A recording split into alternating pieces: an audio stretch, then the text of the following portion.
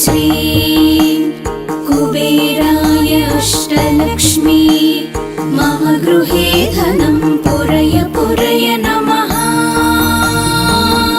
ॐ ह्रीं श्रीं क्रीं श्रीं कुबेराय अष्टलक्ष्मी मम गृहे धनं पुरय पुरय नमः। ॐ ह्रीं श्रीं क्रीं श्रीं कुबेराय अष्टलक्ष्मी मम गृहे धनं पुरय पुरय नमः। ॐ ह्रीं श्रीं क्रीं श्रीं